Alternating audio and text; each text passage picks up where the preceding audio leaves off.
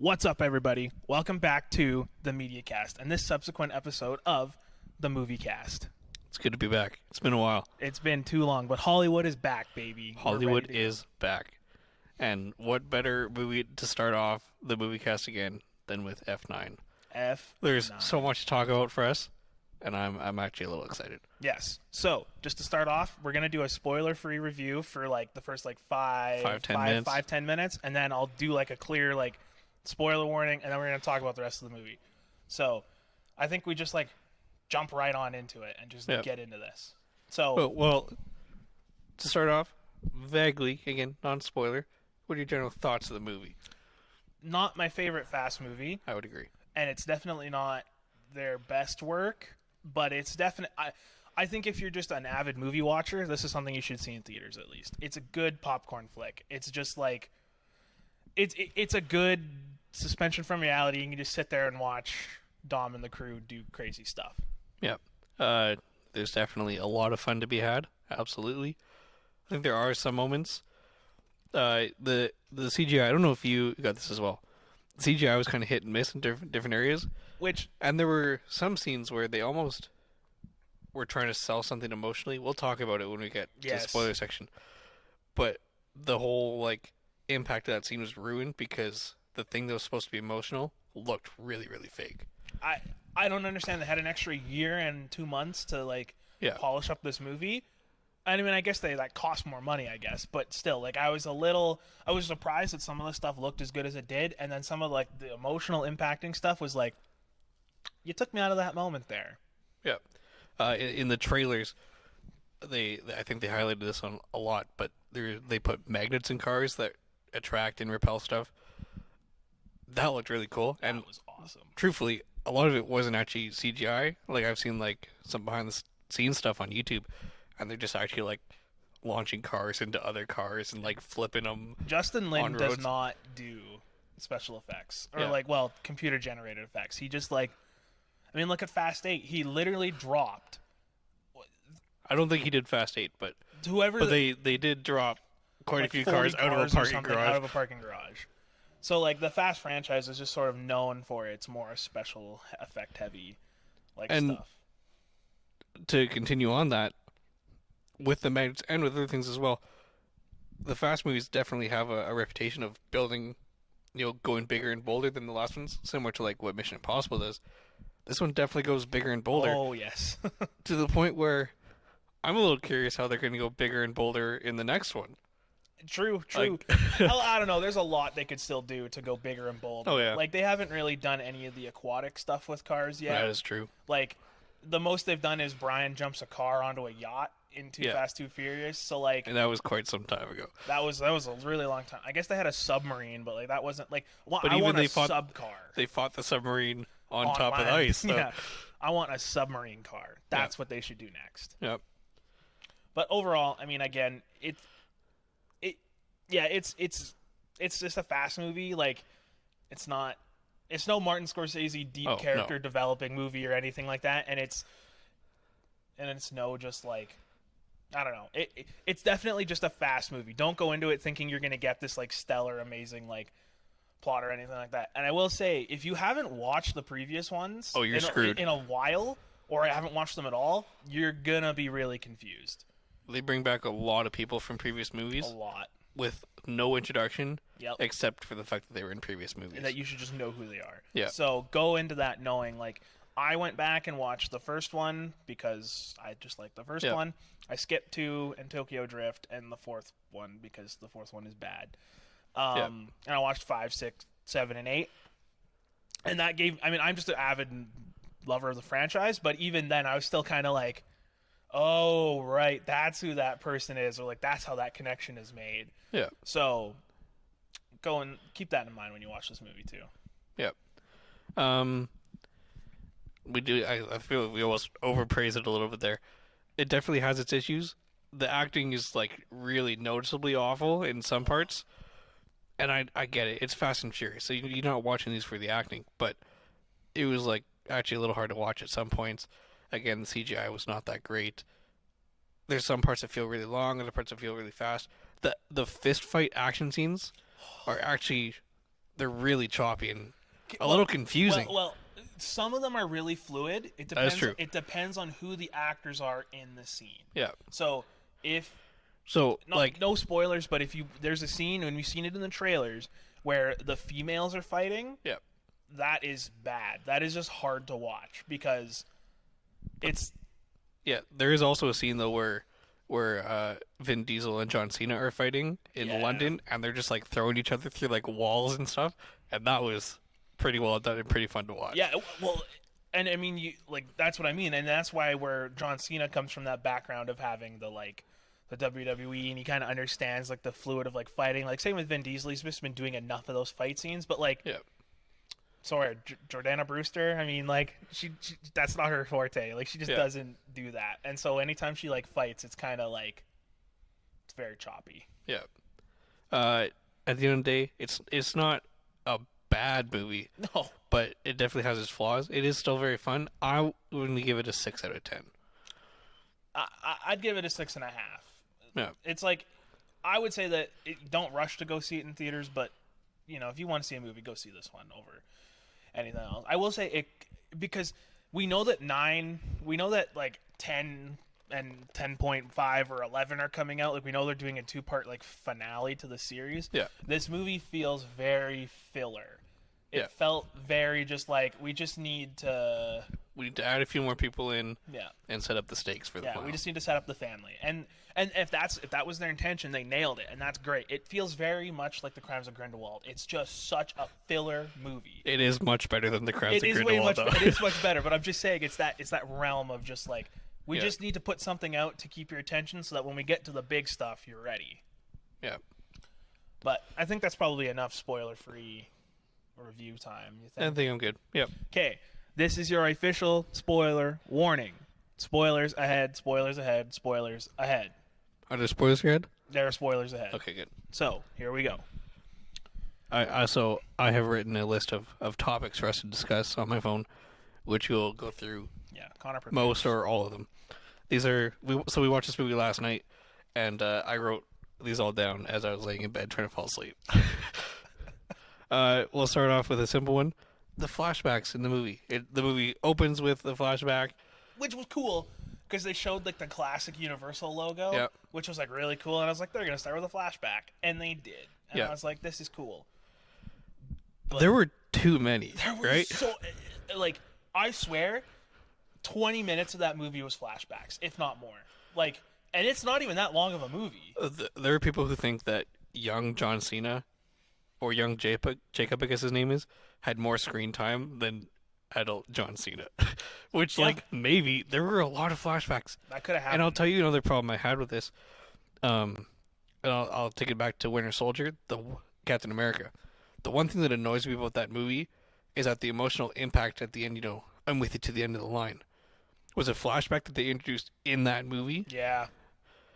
I wish that you could have built on something that happened in previous movies.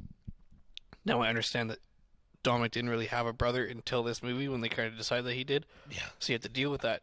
But to have every single element of their relationship be based exclusively on flashbacks in this movie that cut into the runtime and take away from other things, it was a lot. Yeah, it wasn't very good.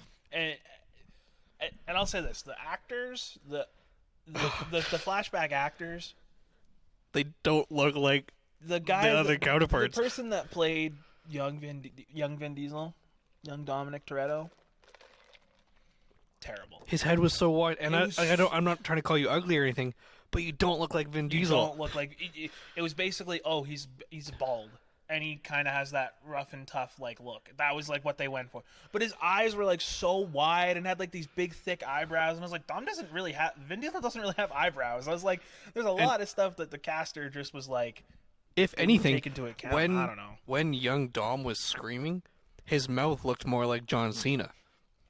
I'm like, I feel like you should have cast him as the other guy. Yeah. Well, also apparently, Jacob grew like 3 feet between the ages of like 17 and 30. Yeah. Well, and the timeline for these movies is just whack. It's fluid. Like it's Always it's in so motion. fluid because like in the 8th one, Dom suddenly has a kid, which is like makes sense. But how much time has passed? Because that's a pretty big kid. Like that guy's like that baby's like 2 years old in that movie. But to us, that movie happened like within weeks of the 7th one. So like it was just very odd. They're very fluid with the time, which is like fine. It's not like you're watching a Christopher Nolan movie where time is like the point. It's like whatever. You're just watching a dumb flashback. But I will say, if you've been a longtime fan, the flashback is sort of fan service in the sense that you actually get to like meet Dom's dad, which is like kind of cool because they like set this character up throughout all these movies and like little side comments here and there, and you kind of get a picture of where Dom came from, which is kind of unique. Yeah. In that. Also, I did think that it was kind of strange that they have his dad die in the opening scene of the movie in a fiery explosion, and in the same movie, you reveal that Han, who died in a fiery explosion, did not die. So, like, is his dad actually dead? I mean, probably. Yeah, I would say his dad is dead. Maybe. But also, it's weird that that's the option you chose. Yeah. And then in the same movie say, oh, by the way, that didn't kill the other guy. Well, and that's the option they chose in the first movie. He explains it to Brian that, like, yeah, my dad was a race car driver and he got hit into the wall, which is, like, good nod. Like, that's that fan service. Yeah. That's, like, you go back to it, and I was like, that's neat. I like that. Good job. I don't know. There's just too many flashbacks. And the acting, I will say this, that actor was good. He was compelling. I liked watching young Dom. I just was like, you don't look like him. Yeah. Like, I was like, you're a pretty good actor. Like, I was like, I enjoyed watching it. I just was like, you're just not Vin Diesel. You don't look like him. But you know who else was in the flashbacks and in the quote-unquote present-day stuff was Michael Rooker. Rooker. Now, I'll be honest with you. I had scrolled through the IMDb cast list a few times, and I saw that there was like young Jacob and young Dom. So I knew there was going to be a flashback, at least one of some sort. But I must have scrolled right past Michael Rooker and not seen it or whatever, because I was totally blown away when I heard his voice in that opening flashback. And then I was like, well, either he's coming back in this movie, or he's back for like the rest of them, which I'm not complaining about. I love Michael Rooker. It was a total surprise for me, and I was pretty thrilled. Which is crazy because Michael Rooker for me has always been associated with like racing movies. I don't know why, but he's in like Days of Thunder. He's in like a bunch of other movies, and he's always like a mechanic or he's always like a racer. So I was like, okay, I see you. I was like, I get it. Cool. Yeah, and he stars in present day, and he gives Vin Diesel a Corona, which Vin Diesel refuses to drink.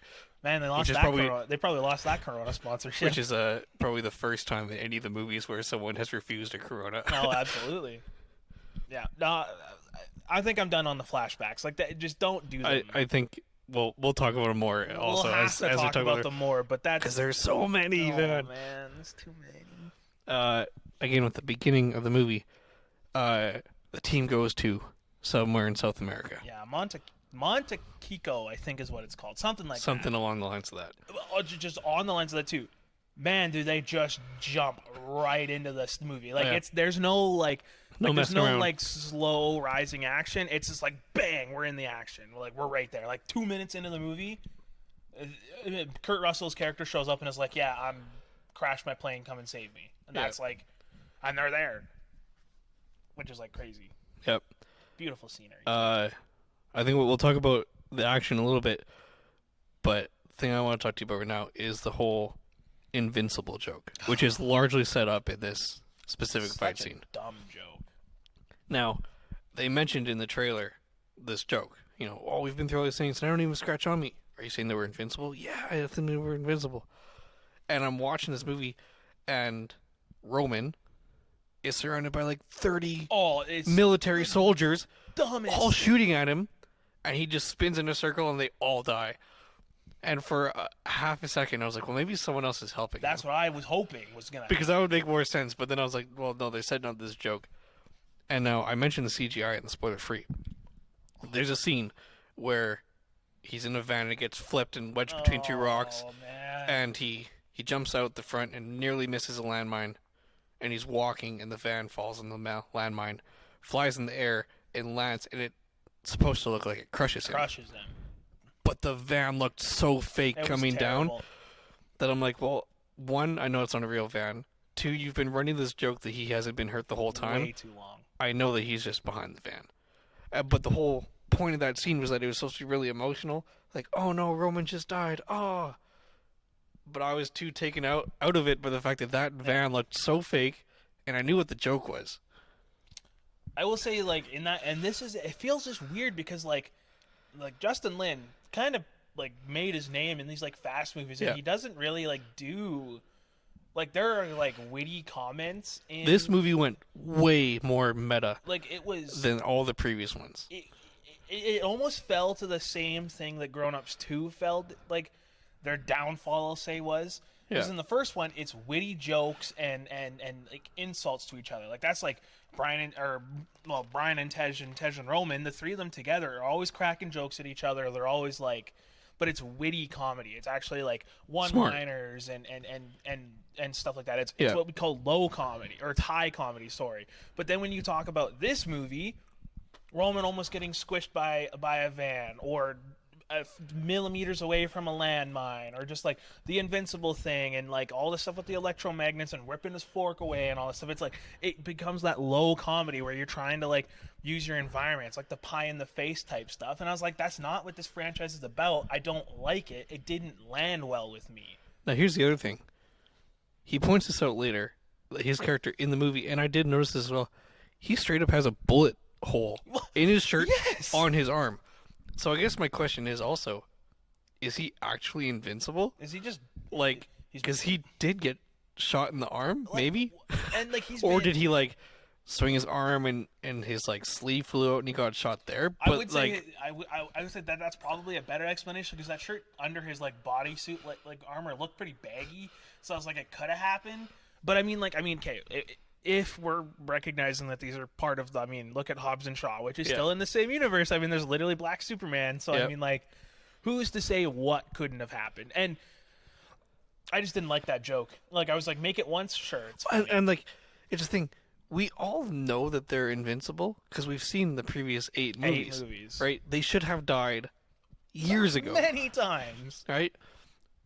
And we know they're invincible, and that's kind of the unspoken joke of the series, like, and making like bringing light to it is like addressing that Michael Scott in The Office is really awkward and shouldn't be getting any girlfriends because that's not who he is. But that's the joke of the show. Yeah, that's. But you don't address it, right? So you shouldn't address the invincible thing in this movie because it just feels weird and out of place.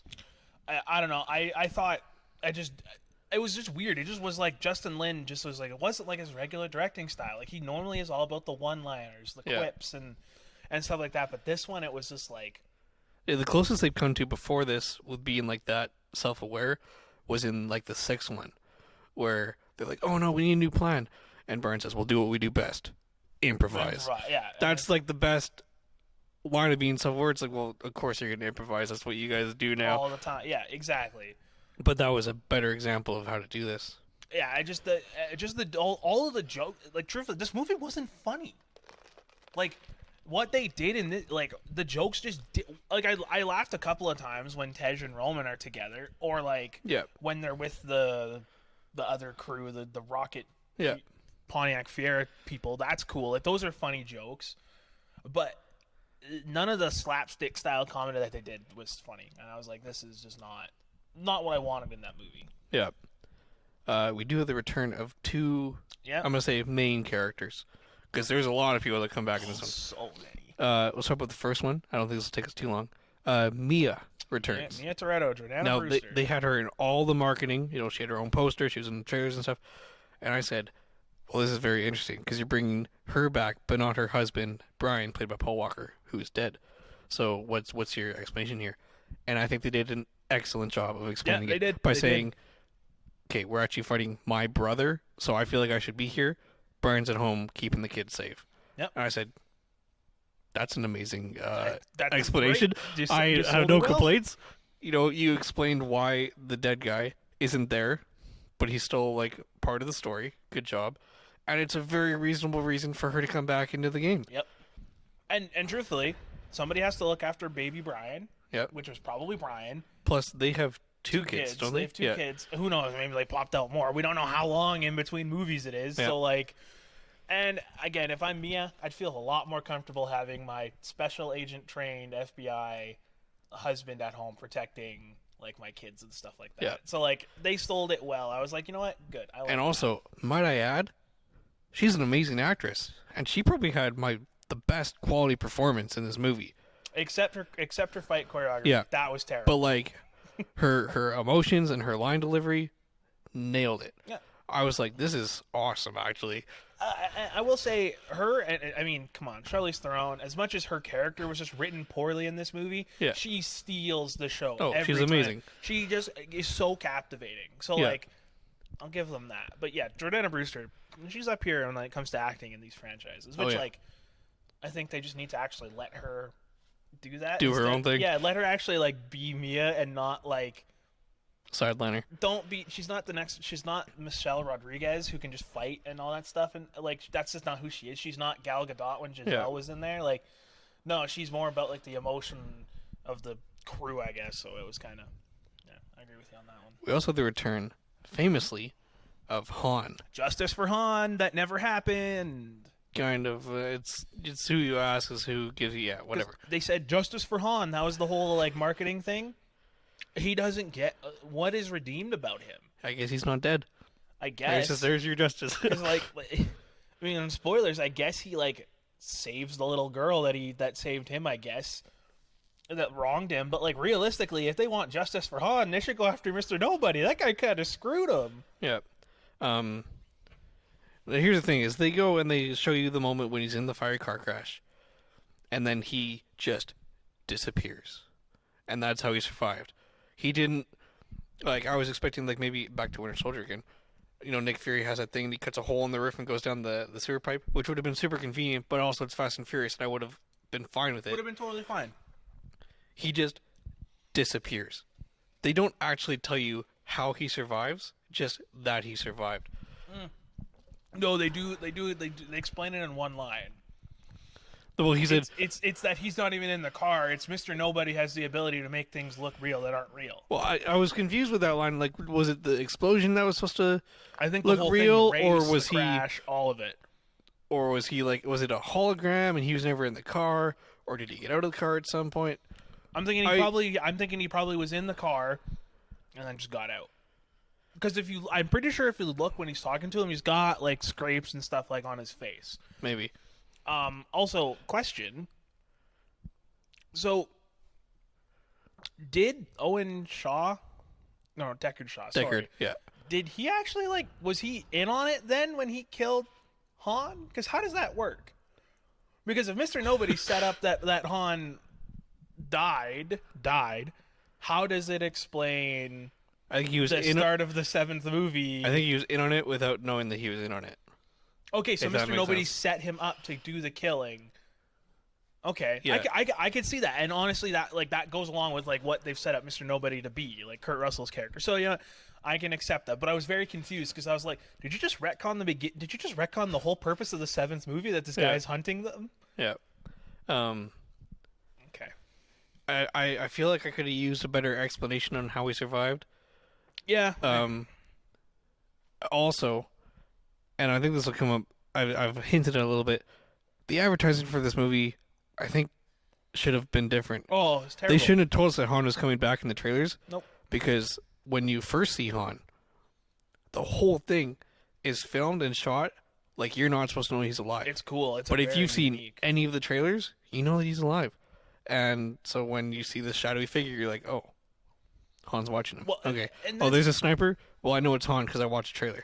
Well, and that's like Spider-Man Homecoming or Civil War did the same thing. Like, I think it would have been way cooler if we didn't know that Spider-Man was going to be in that movie. Yeah. And we just like, oh, I got this boy in Queens. We're all like, oh yeah, like that would have been so much more cool if they didn't reveal that Han was alive. The other thing about Han in the trailers is they're like, Han's back just as it's coming, and then it shows him, with quotes, in the orange car drifting onto the road until you watch the movie and you learn that that's not actually him driving the orange car. It's actually John Cena. Oh man, I was like, that makes me laugh a little bit. They're so good. Your advertising was that he's coming back in the orange car and he's drifting. Except it's not actually him. Yeah, well, and for some reason, this movie was real. The trailers were real sneaky with their editing because They like, straight up like removed people from yeah, some oh shots. yeah. Well, they've done that, and they do that a lot Yeah. in other things. But just like the way that, and you pointed this out yesterday after we saw it, was they pointed out like, oh, Cypher's like actually helping Dom take down John In the Cena. trailers. In the Yeah. trailer, like that's the way that it's cut. But that's not the case in It's this not movie at all. at all. Yeah. It's the same thing of like, again, I keep going back to Civil War, but they do the thing where Bucky aims his gun at the sky, Yeah. and then you see the bullet come out and it hits Rhodey, and you're thinking, oh my gosh, he just killed Rhodey. Yeah. And so it's like, And I know what sneaky happens editing. is what these companies will do. So Universal would have given a trailer company footage that they wanted to use in the Yeah. trailer and said, here, make a trailer out of this, Yes. without them knowing entirely what the plot of the movie is. So they kind of make their own guess at what the movie is and make a trailer based on that. Which- there's plenty of examples where a trailer will totally mislead a movie, Yes. but I'm not going to get that's a It was different fun. It was that's a fun. different Like, podcast. it was cool. Like the trailer, like it left you surprised at least, except for Han. That kind of sucked. Yeah. Let's go into some action scenes Yeah. here. Oh boy, here we go. South America, wherever that was at the beginning of the movie. That was what the did you best think? action scene in the movie. Yeah, it was pretty good. Yeah. The minefields is pretty cool. It was weird how they timed it though. Where like sometimes they'd hit one and it would like explode like it's so 10 seconds later weird. behind them, and other times it would like blow up under the tire, but we had no indication that they were going any slower. Well, and I think, I mean, I've never worked on a minefield before, Yeah. but I would say that there are a lot of inconsistencies. So I think like it's not completely unbelievable in that sense. But they also did this thing with like math and numbers throughout like that's a theme in this movie with Roman and Tej, where it's like Dom's like yelling at him like, how fast do I need to go to stop these from blowing up? And he's like 80 miles an hour. Which also, 80 miles an hour is like it's fast, but it's not like that fast. Like that's like No.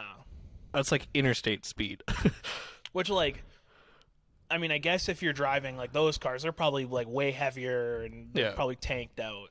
So, like, that makes sense, I guess. But I don't know. I thought that what was so unique about this scene, though, was, like, it was so, like, it was fluid in that, Yep. like, they drove like, it wasn't like other fast movies where it's a lot of, like, bad choreography in the fighting. It was actual, like, driving. Like, they actually drove cars, like, for the majority of that scene, which was, Yep. like, really cool.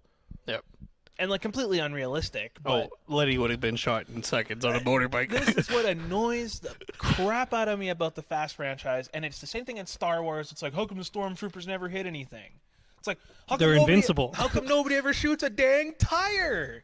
Like, they got these trained military people all shooting at them, and they're just not aiming for the tires. I'm just like, oh, whatever. And like, it's the same thing of like in the fight scenes where if somebody has a gun and somebody doesn't have a gun, like, you have to level the playing field, because we all know in reality the person would just shoot the person. Yeah.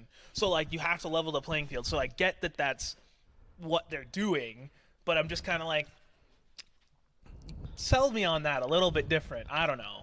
I did have fun. I thought it was nice that they had like windows exploding in the minefield. Yes. And like bullet marks in the car. If I'm going to nitpick about anything else, it's that they were on one country apparently, which is on the top of this rock. And the way to get to the other country on the top of another rock is a rickety old wooden bridge. That's a different yeah. country apparently. Yep. Oh, yeah. And so then like you have the Yeah. Three Musketeers driving across a fallen bridge, which wouldn't work, but I had enough fun with it. That was kind of goofy. And then Dom and Letty hooking the tire, They freaking bungee jump across, Yeah, basically, with their car, which, like, and then don't die. Yeah. which is like, I don't care. But I was so confused about how the top of that other rock was just a different country. Well, I mean, borders are borders, so like, Yeah. I guess that makes sense. Like, I'd love to be the country or the president or the leader of the top of a rock. well, there was a whole other island and stuff behind it, Yeah. especially in like South America. There's like cliffs and everything like that. I don't know. I see your point. It was fine. Yeah. Like, Just nitpicking. It was not really a big deal. I will say though, like, John Cena's appearance here, like, pretty cool. Yeah. I was like, okay, I like that, but like, why? You know, like, I was just kind of like, Why? Like, and they explain it that like he's there because you're stealing this part for a computer thing, whatever. It don't matter. And, But he also could have gotten it later. He could have stolen it from the team, right? Like, I was like, why is he like? I think they just really need to introduce the bad guy early on. It was so early on. That was like 10 minutes into the movie. Yeah. I was like, really? Holy man, you're just like, you're getting after this, huh? Like, okay. Yeah. And like, he's driving like this like Mustang, which is like pretty cool. And that's like, if you go back to the flashback, Dom's driving a Charger, which I think Dodge makes Chargers and Ford makes Mustangs. So it's like, oh, there's rivalry, I guess. I don't know. It was pretty cool. And then like, not that I care, but that like buggy that first comes out looks identical to the same buggy that they used in like Fast 7. I was like, they totally just repurposed that, and I'm fine with that. Yeah. Whatever. It was a cool action scene nonetheless. What are your thoughts on the Tokyo action scene? We've talked about it a little bit. Very choppy. Holy man. Like, also, they go into Han's apartment, I guess. That's what it was, maybe? I guess. Sure. Or like a safe house of some kind. And they find a picture of him with a girl. And for a second, I was like, Han has a daughter? Well, I mean, I don't mean to be racist because they were both Asian, but it's like him and this little girl. Well, basically, it's his daughter, really. Yeah, he like adopted her as his own, I guess. But I was like, does he have a child? And then she walks in, she's like, Letty, get down. And then they fight. Which, like, how the heck does she know their name? Well, he probably would have talked about his team, and he knew that they were coming, right? So right, never mind. I got no issue with her knowing their names, but she shows up. She's like, "Let it get down," and then she's fighting with the other two, like on their team against the bad guys. I'm like, you don't care to explain who you are, and like there's moments where like individuals of you are not doing anything. It was such you say like, "Who are you?" Writing. Oh, I'm with Han. Let's take these guys out, and then we'll go. It was sloppy writing. Like the fact that like.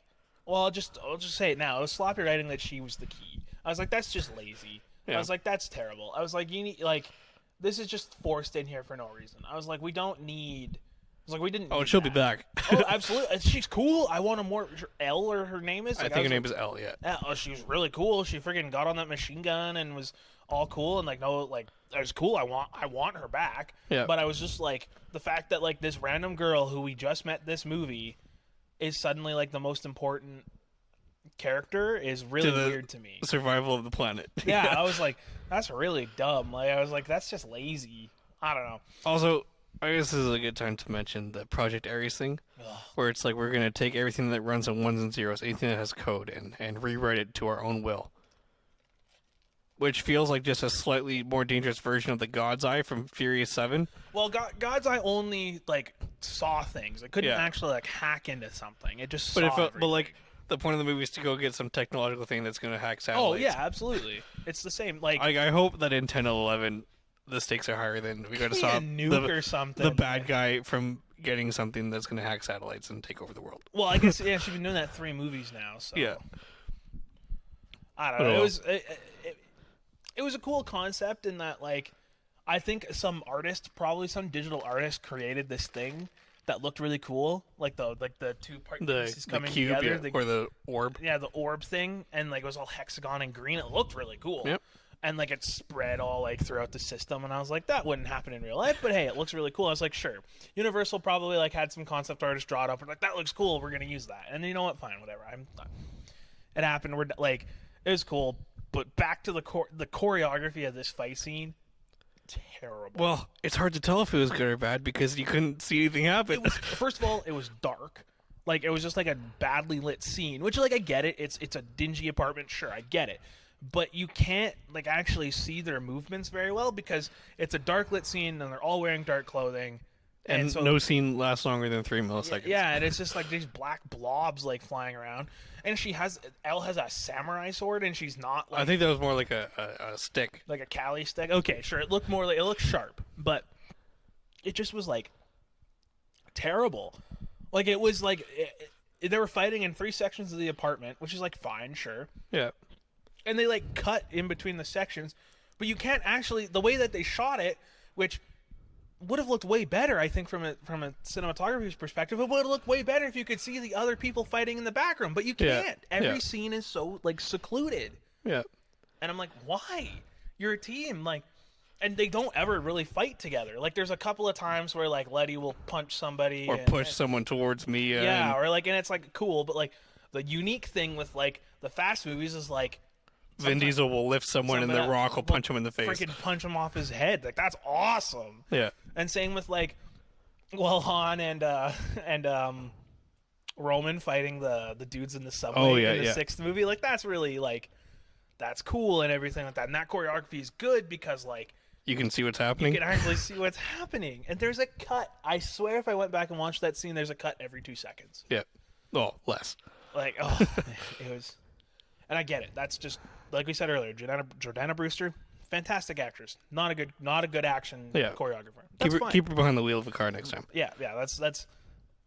Michelle Rodriguez, she looked fine. She actually like could hold her own. Like she kind of knew a little bit of what she was doing. Yeah. But I mean, again, I guess I gotta ask this: if you got kicked in the stomach as hard as you could, like from like Jordana Brewster, and she's wearing heels, do you not think that wouldn't stab you? Nobody gets stabbed by high heels in movies, buddy. Oh, okay. I'm just saying. I know. Like I'm just saying. I mean, I'm thinking about it. That was what would make sense to me. I don't know. All right, now we'll get into some fun stuff again. London, the first one. We have John Cena on the zip line. And let's make this 2 points here. Ramsey drives the car for the first time in the Fast Saga. Yeah, I will say which was so much fun. I actually thought it was going to be really annoying. No, it was well done. But I had a blast. Like I thought it was going to be like all gigs, but like, oh, I don't know how to shift or anything. But I guess nobody knows how to shift because she nailed it first try. And like the biggest gag was that she turned the windshield wipers on before she turned the car on, which I thought that was going to be like the whole thing is her like messing up.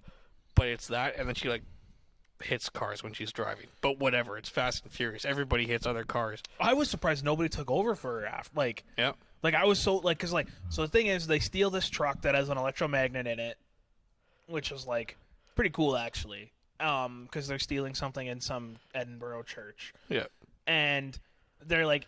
And Ramsey's like, I'm going to follow him. And then she follows him to the Jaguar. And then she's like, I don't know. And then Dom's like, follow him. And she's like, I don't drive. Yeah. And it's like, well, you do now. And then she like, and then Roman and Tej are fighting in the back which is with like, the magnets being turned on and off. Oh, that was so much fun. That's a unique, like, that's like that. If you want to do like slapstick comedy kind of thing, like that's the way to do it. Like that was super well done because it was unique and it was like funny. And it was because it was even more funny because it's unintentional to her. Yeah. And so it was great. Yeah. And you get more one-liners between like Roman and Tej. Just man, we got to work on your planning skills. Yeah. But the zip lines. Cool. Let's talk about the zip lines. Cool. There's no way. No, absolutely not. There's no way nobody would have noticed that. Oh, there's also no way you're getting a zip line that far either. And I think they made it slightly more realistic with him shooting like multiple zip lines. Yeah. But he's zip lining across like multiple blocks. And where's that zip lining attached? Like he shoots it forward. Where's it going behind him? What's it attaching to? That's fine. It's cool and it's unique, but it's like. But this also led to the good fight scene between Vin Diesel and John Cena, which there was only one, right? They don't fist fighting. When was the second one? Don't they fight in the? No, they don't fight in. They point guns at each other in the castle, but don't they fight in the military base, like the underground?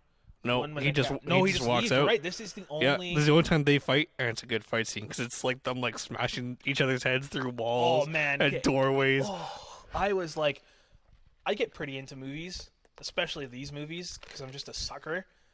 There's a moment when like Vin Diesel shoves his head through the corner of like drywall, and I was like, "Oh man, that would have hurt." And then he does it in like John Cena does it in return, but to the back of Vin's neck, and I was like, "Holy man, that would like." That was a really good fight, and it was fluid. The whole London segment, I would say, that's like a clip that I would watch on YouTube, beginning to end. Really good. And like, and it's cool because you have role reverse, you have role switching. Yeah. Okay. Instead of Roman and Tej being the ones driving, and Vin Diesel like normally it's Vin driving, and the other two fighting, and Ramsey sitting at a computer somewhere, doing something. But this one they kind of changed that around, where it's like Ramsey's driving, Vin Diesel's the one fighting, and like Roman and Tej are kind of useless. Really, they take out a couple of bad guys, but after that, they don't really like do that much. And so I was like, that's cool. I like that you kind of also. My favorite part of this actually is that at the end. No, I do have a slight problem with this, which I'll address later. But Ramsey just turns the magnet on and just yoinks Jacob's car through a building into the back of their van, and then that's how they capture him. I was like, "That's pretty sick, actually." So we saw this with another friend of ours, Riley, and his girlfriend. And I was sitting next to Riley, and he like Riley like he likes these movies, but he gets very like critical of the movies. He'll address when something's weird. He likes them. He like doesn't care about a lot of stuff, but he looks over to me and he's like, "Okay, like come on." He's like, "They're gonna get away with that." I was like, "Yeah, it was quite funny." Yeah, it was cool. All right, in my notes, this is what I have. Wherever the last fight was, because I honestly don't remember what it was called, or even what continent it was. Okay, but in. I want to talk about one more fight scene before we kind of. Which one? In the underground with Vin Diesel. Or were we going to talk about that later? I got it. I got another note here for that. Yeah. Okay. Because I wanted to touch on that one, but we'll do that. We'll do the Talipsis. Yeah. Or wherever it was. It was something TLI. Talipsis. I thought that was good. You know, you had like everyone doing something. Also, I guess it's time to bring it up. I liked that like Ramsey and Dom had like 2 moments where like there's like a obvious mutual respect between each other. Yeah. The first one is when Dom crawls in the car. He's like, "You drive, go." Right, good job, right? That like, one, it does well for like social justice and stuff. Like, let the woman keep driving without saying, "Oh, good to the side." But also, it's like, she's been in this. This is her 3rd movie now, and I really can't think of any time when the 2 of them have been, like bonded, right? Normally, she's been hanging out with together. Tej and Roman the whole time, right? Yep. Brian saved her, right? She'll hang out with the girl or whatever. Yep. But like her and Dom have nothing. Then Dom lets her drive, and the other one is when they flip the convoy truck. Yeah. Him and Ramsey, Dom and Ramsey go in, and he says, "Okay, I got you in here now. Hack the computer and see what's up." That was awesome. It was really cool. And that's a moment of subtle greatness. Yes. That they need to like realize that that's a great moment and keep that kind of energy going into the final movies. Because like it actually shows like. We always knew Dom as this like leader, but we never actually like see him like when we talk about like leadership styles and tactics. I guess we never actually see him like use any like kind of like just like the boss kind of thing. But like he's been doing this a really long time, and it's actually nice to like see him like I'll use the word like coach. He's not, but it's almost like he's like there's actual character development as opposed to just. I'm Dominic Toretto. Like, you know, like it was really nice. I like that part a lot. I agree with you. It was really nice. You know, I gotta be honest with you, I don't know how much I have to say about the final fight. It was cool, I guess. All right, there's a lot of stuff happening. And when we get to magnets in a second, this is where I'll really pick it apart. You know, everyone had their part to play. It was good. Cool. And then at the end when he flips the convoy into the plane, that's the kind of Fast and Furious ridiculous stuff that I kind of enjoy. It's like freaking The Rock driving an ambulance into a Predator drone. Exactly like that. I was like, yes!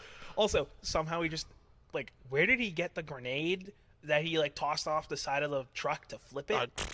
Like, I don't care where he got, but I was like, that thing survived missile attacks. How is a little frag grenade gonna flip this thing? Well, like, whatever. It was so cool. That's the cool, fun stuff. That was so, like, that's what I'm like. I don't care how this works. It was super cool. I will say, like... Let's address the magnets. Okay, because I got a couple of things to say about them. First of all, they use magnets a lot in this movie, which is, like, really cool. They've never really done that before. It's cool. And you see, they foreshadow them at the beginning of the movie because freaking drone... plane thing comes and swoops up John Cena, and those are the same magnets because they look identical. But like, Tej makes the point of like, these are like the most unique, expensive magnets in the world. Yeah, and they have like a lot of them. Like I was like, okay, where did like? Did you find that the magnets were massively inconsistent? Yeah, absolutely. Like. Well, at the beginning, when they're in Edinburgh, Tej and Roman are standing beside this truck for like a minute or two before his necklace gets sucked. Well, but the magnet's been on the whole time. Yeah, it could have been a range thing. But it's also like taking out Yeah, but Right, like, the whole scanners the whole area. yeah, but I mean, like a little bit of magnetism can ruin can ruin an electronic, which is what they were using it to do. In this final fight, sometimes they're like pulling stuff into the car, and other times the magnets have like a delayed reaction, so they'll like pass the car, and then 3 seconds later, then it'll move and hit the other car. Well, and sometimes they pull stuff out of buildings, but other times they don't. And the thing is, they have like a sensitivity dial, but they never use the sensitivity to explain like, oh, this one's only a 3, so it'd pull a car, but not stuff out of building. They do explain that at least they polarize the magnets, which I thought was good because like if you turn it to the left, it polarizes the magnet, and if you turn it to the right, it attracts. And I was like, okay, at least you explained that. I was like, cool, fine with that. But yeah, they're so inconsistent. And that's like, I'm watching like, well, how is that car moving so late at the same speed where you're pulling like washing machines out of a store? Yeah, or like the fact that it pulls a fork, like it pulls like Roman's fork, but nothing else. Well, Also, it pulled, I hope like a bunch of other stuff. I hope none of them have like metal fillings or something. Or like earrings. Yeah. Like all the cast just have like missing earlobes now. And they all wear chains. Like that was like their big like. Maybe they took them off when they figured out they were working with magnets, but still, like I was like, another little joke when Tej's necklace gets pulled. He's like, "You got ripped off. You know, like real silver isn't magnetized." I thought the joke was that Tej said that he got silver, but he actually just got a cheap one and then told Roman that it was really expensive, and then he got outed. Yeah, that's what I mean. Like he got. It don't matter, but it was quite little. It was funny. Yeah. But yeah, the magnets were really inconsistent. But it was a cool addition. But I would have, like, even if you just been more careful with how much you use the dial, I feel like that would have. I feel like they maybe overused it a little bit. Like, because I guess every fast movie has that one shtick that they like really do. You know, like the 6th one is kind of the plane, right? Yeah. It's like, well, in the tank, I guess too. Yeah. The 7th one is like the bus, right? Like that's kind of the big thing, and the 8th one had like the submarine, you know, like they kind of have that like the thing they have to really work on. Yeah, and it's like this one was cool. There's the convoy and everything. I honestly didn't get how it flipped the truck. Like I don't. And you watch it like almost started flipping and then came down and then flipped. I was like, but I don't understand like the like. So the two cars are on like each like wheel. Yeah. And it's like, are they like attracting it or like repulsing? Like I don't understand it. It looked cool as heck.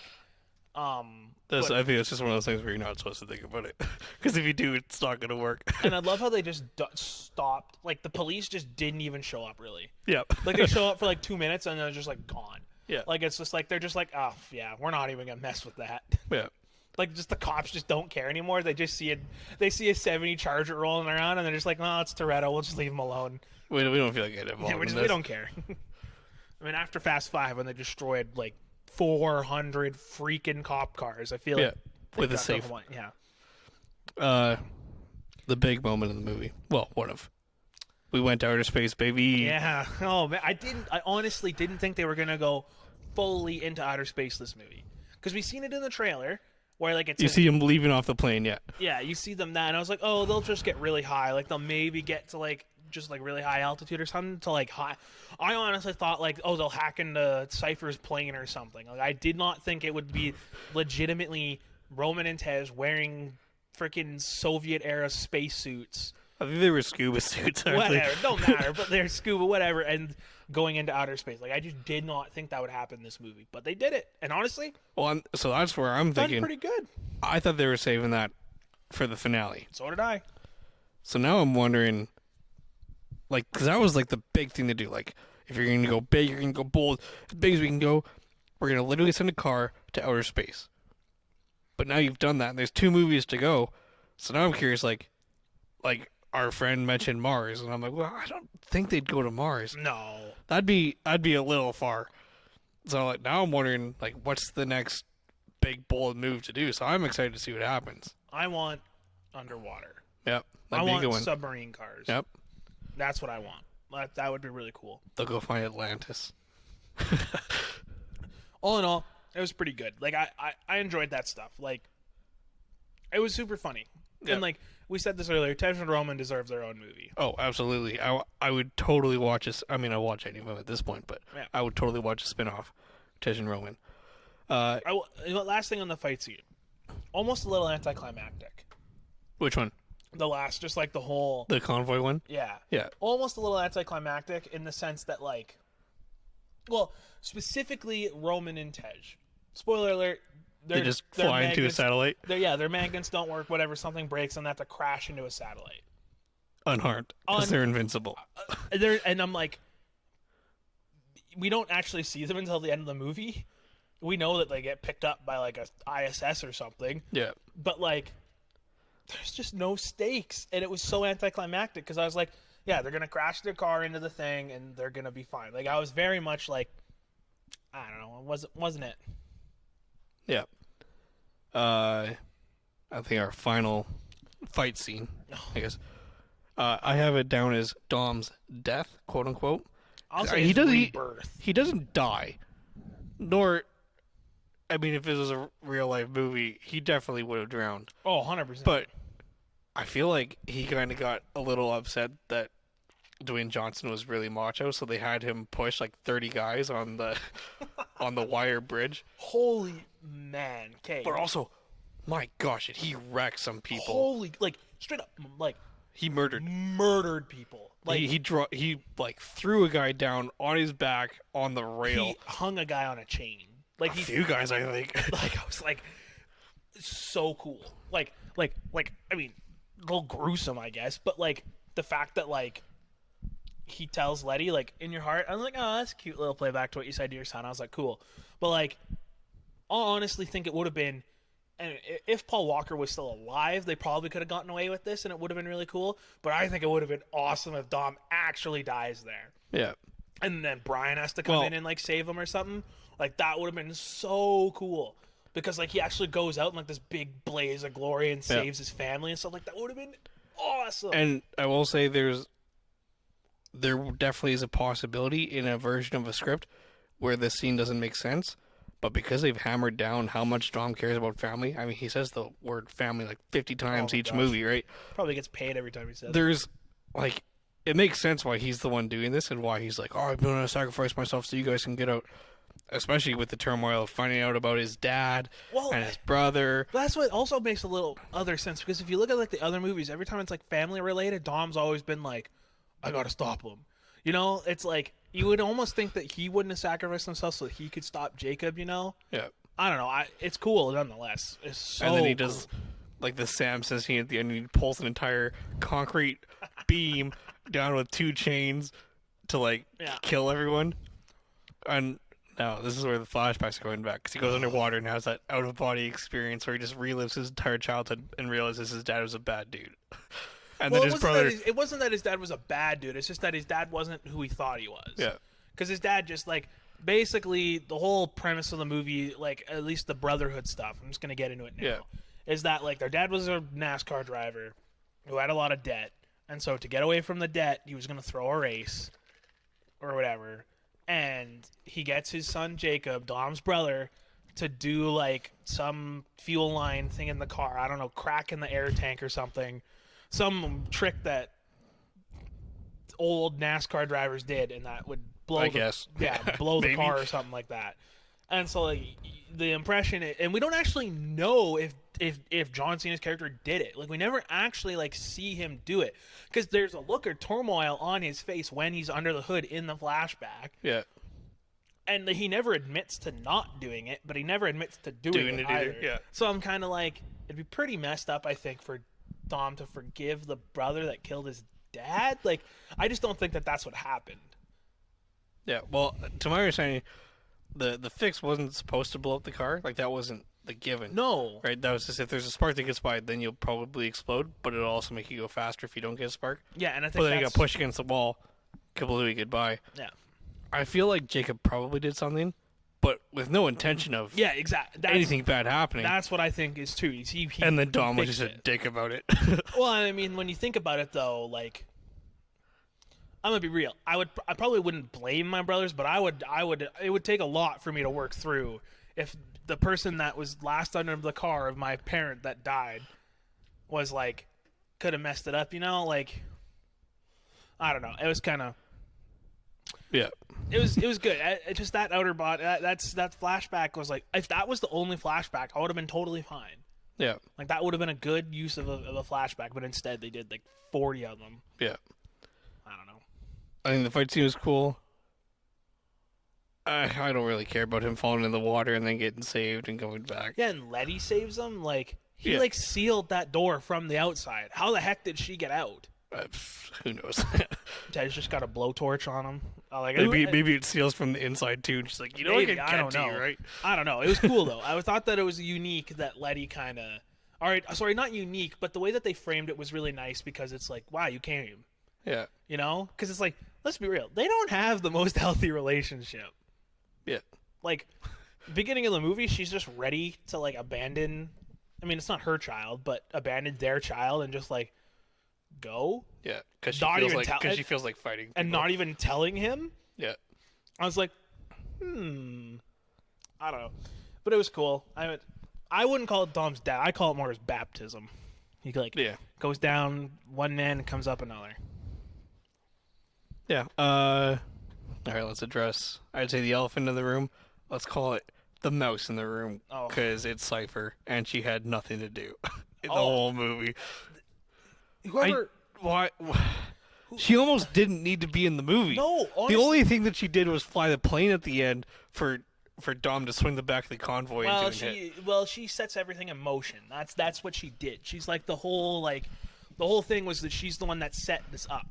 Yeah. She's the one that found Mr. Nobody's plane, that starts the movie, that hired the whole thing is that well, Mr. Nobody captured her and then she got freed kind of when Jacob took down the plane.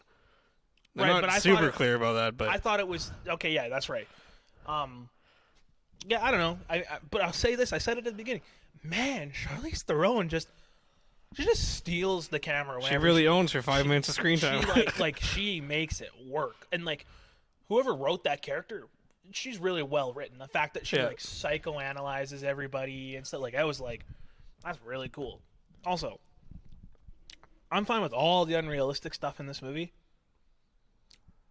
Just handing her a motherboard that has nothing connected to it and then a keyboard attached to a screen. I was like, there's not even. I looked. There's not even a computer chip in the socket. I was like, come on, at least put the effort of putting something there. I was like, come on. I was like, It's a classic example of people who don't actually know anything about computers that put computers on the screen. The production designer found a crappy old thing in a recycling bin and this looks like a computer piece. I'll put it in the movie. It's fine. It's funny. I'm just like, you couldn't have put something there. I don't know. It was like whatever. But okay, Ardo, what was that guy's name? Otto, the stupid spoiled rich kid that just funded everything that was useless the entire movie. Yeah. What a waste. He did die, right? Well, he was Dom knocks him out in the truck. Oh, and then the truck falls off. The truck slams into the drone. And then it falls down the cliff. He's probably dead. Oh, he's dead. Oh, yeah. There's no reason to bring him back. Well, I don't even know why he's in this movie in the first place. He thought, I guess they need a reason for Jacob to have all the money and things that he has. Yeah. And he acts as the catalyst, I guess, to switch the allegiances. Which also has, no meaning in this movie. None at all, but you could have said that for next movie and it would have been no different. Honestly, I think it would have been really cool if Cypher just wasn't in this movie at all. Or we don't see her and she's the one that pulls the strings, and then come the 9th or come the 10th. Here's what you do, all right? She's not in the movie. We stayed all the way through the credits to see if there was a second post-credit scene. Mm-hmm. There wasn't one. Throw her in the second post-credit scene and have her be the one that was behind the scenes. Yes. Sneaker, boom, done. You've done it. Exactly, and but whatever. I mean, she was kind of useless. She flies a drone. But they try to make it look like she's flying it by putting screens around her, so it's like she's actually in it. But you're not going to kill her that way. I was really hoping Mr. Nobody. We don't know. Is Mr. Nobody dead? Is Kurt Russell dead? I have no idea. Probably not, because he died a couple of times, right? Yeah, he's died a couple of times. He's like a life model decoy or something at this point. Yeah, because I was really hoping he just shows up at the end and just pops a cap in her. I was like, I really just want to see him show up and just bang, just offer. But yeah, I don't know. Cypher was. Great acting, terrible character. Whoever Yeah, wrote her not that, for this movie. yeah, just bad.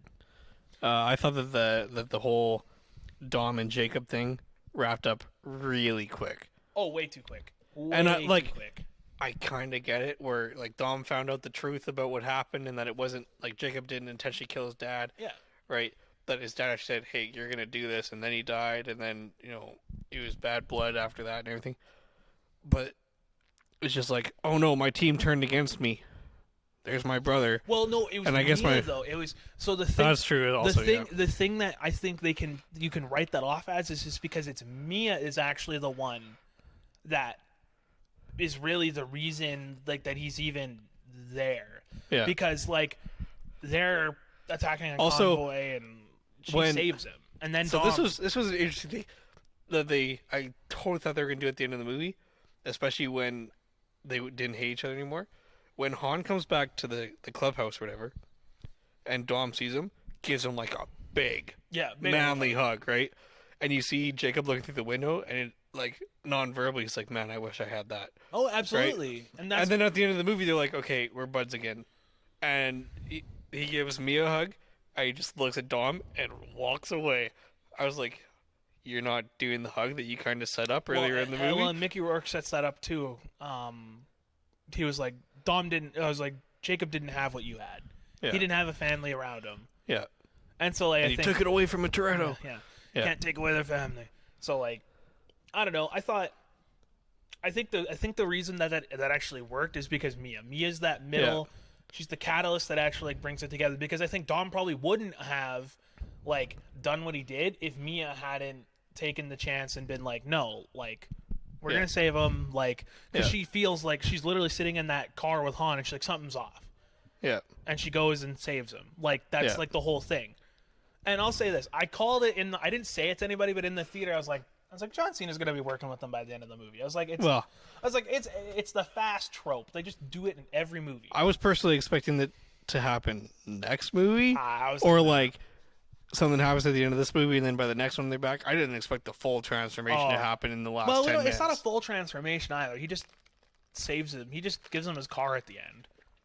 Yeah, like he helps a little bit. He basically just gets back at Otto, really. Yeah. I wouldn't say it's a full transformation, but I definitely called it to myself. I was like, he's going to be working with them by the end of the movie.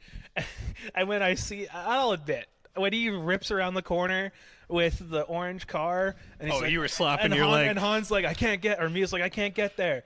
And then Johnson's like, oh, I can. And I was like, yeah, let's go. I was like, that's exciting. It was a hype moment. I was like, I'm not going to lie. That was really cool. Yeah. And then he drives away at the end. Yep, just to come back next movie. Oh, he'll be back next movie for sure.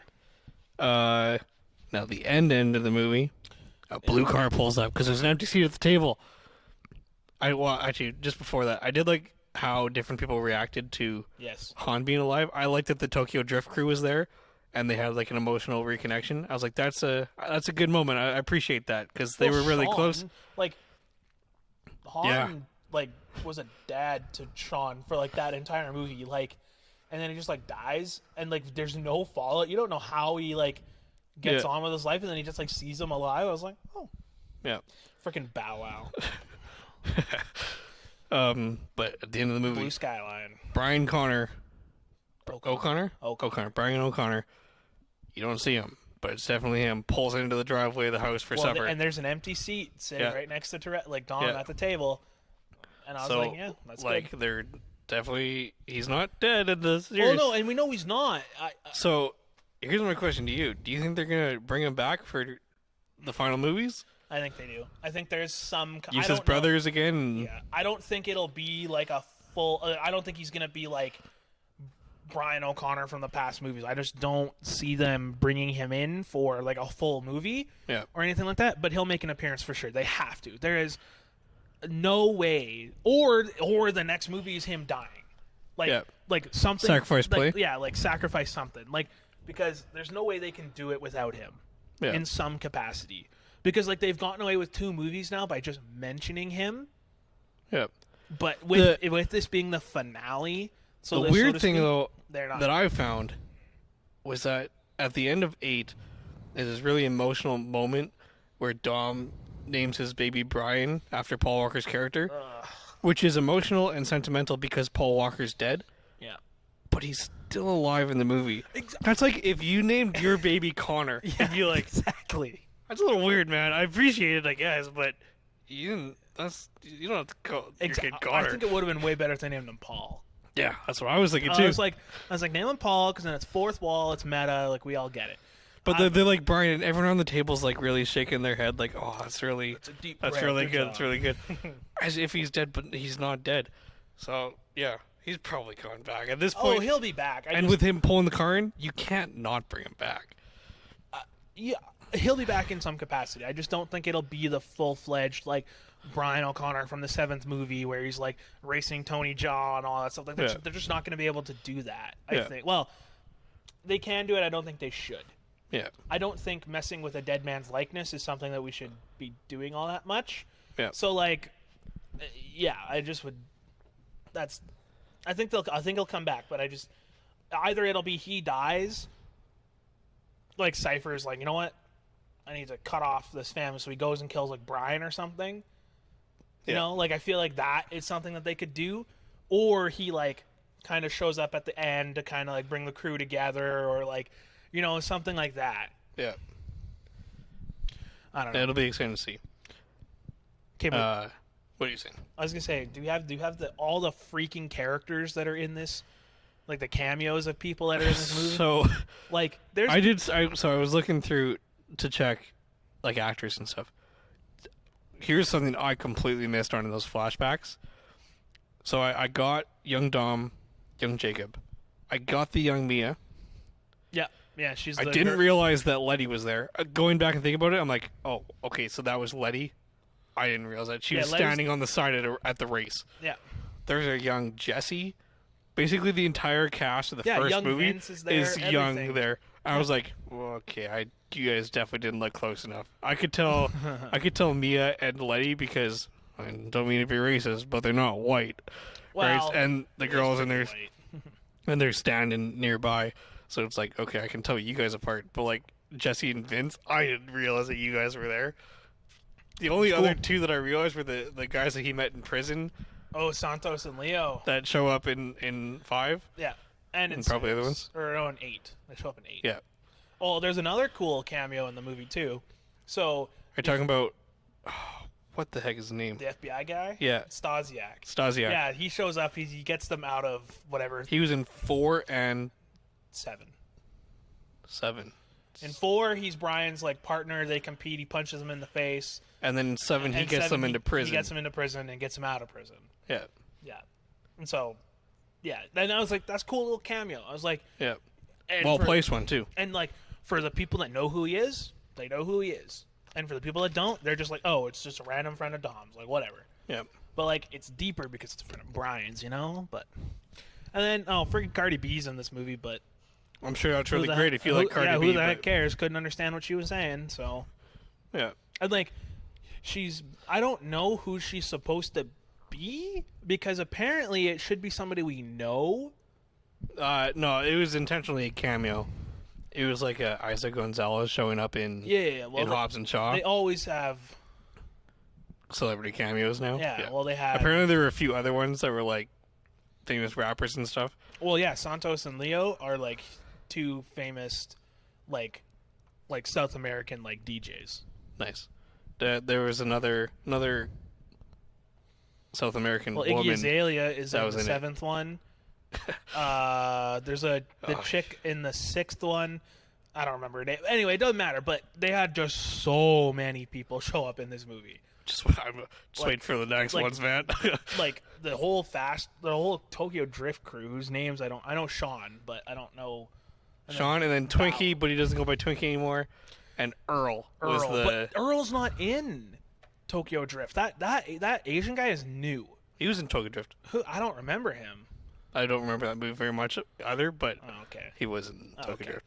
Either way, there's a lot of people in this movie. So like I said in the beginning, if you haven't seen them, you kind of have to. You kind of at least like watch a review or something, because you're gonna have a lot of questions. All right, I think a fitting way to wrap up because I feel like it's almost time. Oh, it's wrap up time. Mid-credit scene. Yeah. Han and Deckard Shaw meet face to face. And some guy in a body bag. What do you think's gonna happen? I honestly don't know because I couldn't tell through his thick frickin' British accent what he was talking about. He's like some microchip or something that he had. I'm pretty sure it has nothing to do with Han. That was just he was doing a mission and beating a guy up, and then there was a knock at the door and Han was there. Do you think that they're gonna fight? No. Or are they gonna be like, "Hey, thanks for making me seem dead. We're buds now. I know you're a good guy." I think it'll be that. Maybe they do like a quick little. Maybe it's kind of like the honor fight, you know? Like it's kind of they throw a couple of punches at each other, and then they kind of like, you know, tap out, and they're like, "No, we good now." I don't. Truthfully, I have no idea. I think. Yeah. It's such I feel like that is a large part of the whole Justice for Han thing because it's like, well, now he's going to come back and face the guy who killed him, but didn't kill him. But also, it was Mr. planned. Nobody who planned it all anyway. Yeah. So like, Deckard was just a pawn. So we'll see what happens. Like, I have no idea. Like, I think it's a cool setup for the next movie. We'll find out what happens, and I'm sure we'll get that exact scene repeated, and then like built off of. Oh, they'll be like. Watch, they'll have like other people in that scene or something now. They'll have like just like Han's at the door, and then the whole gang walks in behind him. yeah. They're gonna go mess him up or something. I don't know. It was a cool mid credit. Like, and fast movies didn't used to do that. Like, I was like, it was cool that they did that. I was like, hey, I like that. And I honestly, I totally forgot that like they hadn't met each other yet. Like, I had kind of like just neglected to think about like, oh right, Deckard's kind of the one that killed him. Yep. So that's cool. I feel like there were. Oh, Helen Mirren's in this movie too, by the way, and she's pretty funny. I was like, that's good. I'm totally fine if they keep bringing her back, Yeah, even too. if it's just for small cameos like that. Exactly like that. Yeah. Fast and Furious and Red, keep her in them. Just keep making them. They're not making a third Red. I'm sorry. I know. But yeah, I don't know. that's F9 again. That is F9. We talked about it. It's not without its problems. There's problem galore. Not the worst. Well, yeah, not the worst Fast movie probably. Some of those early ones are pretty awkward, and they're really dated now too. I just watched the first one. It's not as dated as but like Tokyo Drift. 2 and 3. And Tokyo Drift is apparently supposed to take place in like 2015. Yeah, it's dated. And it's like you guys are still using flip phones. It's not 2015. But that's the retcon. And then like the fourth one. The only thing I remember about it is like drifting underneath that tanker that's rolling down the hill, and then when he dies or the something. The opening shot of the movie is that.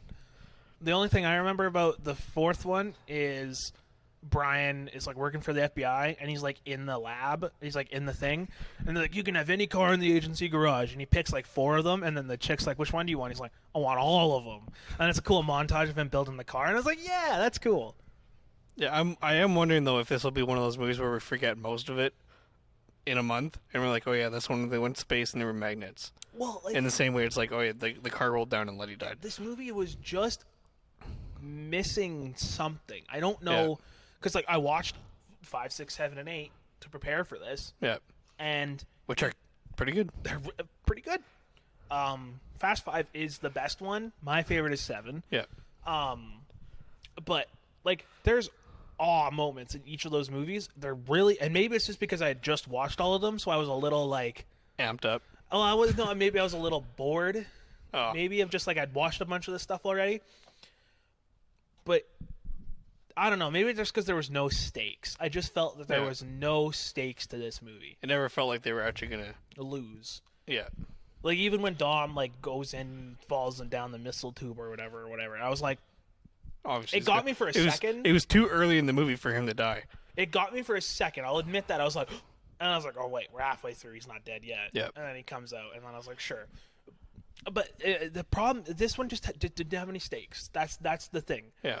Like, let a character die. As much as I don't want them to, and I love these people, let somebody die. It's the same thing with like the Marvel movies. They didn't let anybody die for the longest time. Yeah. And like some of them got a little boring and stagnant. That's why Rise of Skywalker doesn't feel dangerous, because everyone who dies doesn't die.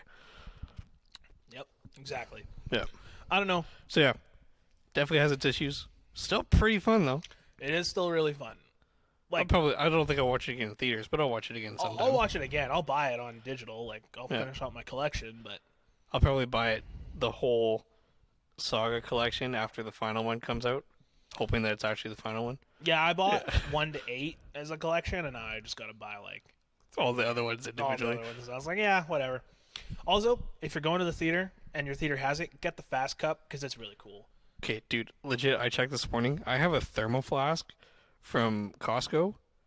This cup holds more than my thermo flask. I was wondering. This is like 2 liters, man. Because I was wondering, because I was like, normally I finish like a large drink when I go to the movies, because popcorn's salty, so you drink more. Yeah. I got like halfway through, and I was like, This is probably the biggest cup I've ever gotten from a theater. And it's cool. Yeah. Also, you got to put, just warning, put a lot of ice in it, because there's a lot of liquid to cool down. Yeah. My drink was like pretty warm near the end of the movie, and I was like, this is kind of gross. Anyway, that's the movie cast. the movie cast. It was great. It's good to be back, buddy. It was great to be back. We'll try to do our next one in less than 6 months. Yeah, well, what would we do one in January? Yeah. Yeah, 6 months. We'll probably be back for Black Widow. That's what I'll say. What, in 2 weeks? 2 weeks. Yeah. Because, let's be real, okay, defend ourselves for a second. You got married. Congratulations. Thank you. I started kind of a new job working lots. We moved out. We don't live with each other anymore, obviously. So we're in a new location. We're in a new location, better equipment. We'll do the boring thing. There was COVID and Yeah, lockdown restrictions and all that garbage. So, like, we're kind of, we got an excuse a little bit, but, well, and there was no movies. None that we were really going to review. yeah. But now we have a summer full of them. Now we got a lot of Black movies Widow, coming out. Snake Eyes, Suicide Squad, Yeah. There's a couple of good ones coming out. Jungle Cruise. Jungle Cruise. Yeah. I want to do a Scorsese like series. Would love to do that because I've been going through all of his movies recently.